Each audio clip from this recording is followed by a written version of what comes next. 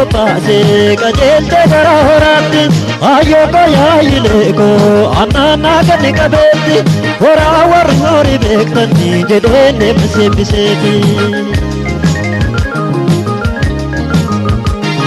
Oromoo horii bobbaase qajeelte gara horaatti ayyoo qayaayileko annaannaa ganni qabeetti horaa warri horii beektanni jedheen eebbiseeti.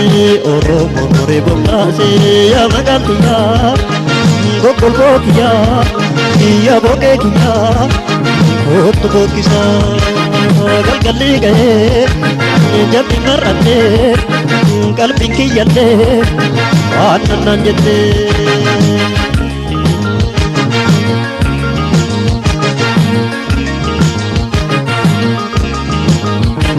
Abbaa golba abbaa kubsaa gateetti midhaan buusa sangoota koona yaasaa geesseen marga leenjisa ubsaan saakoo hadii muchi kaarfanaannani horamee yaalooni kan ammaan beeknesani horamee yaalooni kan cubbuun beeknesani.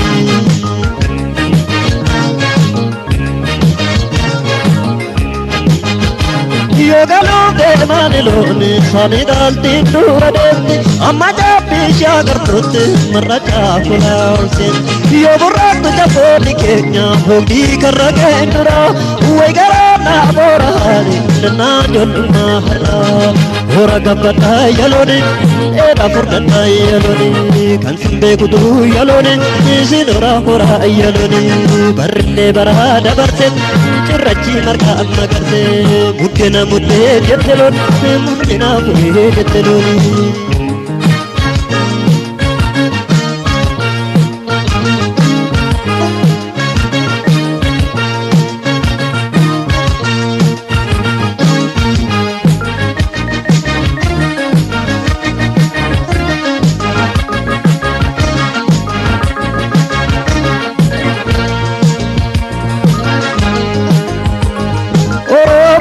Bobbaase qajeelte gara horaatti ayyoo qayaayileko annaannaa ganni qabeetti horaa warri horii beektanni jedheen eebbiseeti.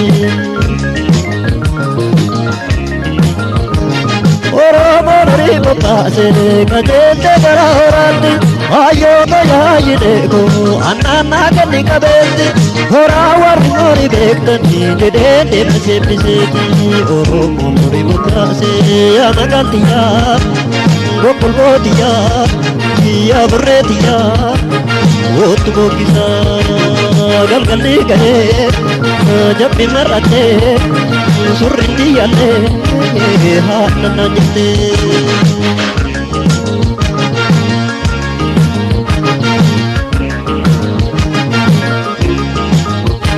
Abbaa golba abbaa kubsaa gateetti midhaan buusa sangoota koona yaasaa geesseen marga leenjisa ubsaan saakoo hadii muchi kaarfanaannani horamee yaalooni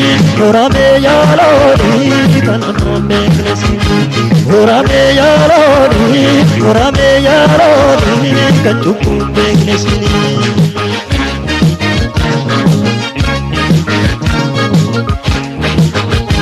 Yogaloo deemaani looni sani daaltiin dura deemti amma jaabbii ishee agartuutti marra caafulaa olseeti yoo burraattu jaboonni keenya hogdii karra ga'een dura way garaa naa booraa yaadadhee san ajoollummaa hora gabbadhaa yalooni dheedhaa furdadhaa yalooni kan sin beekutu yalooni siin horaa yalooni barrillee baraa dabarse cirrachi margaa magarse buddena muddee jetteloon furmina furee jetteloon hora gabbadhaa yalooni dheedhaa furdadhaa yalooni kan sin beekutu yalooni.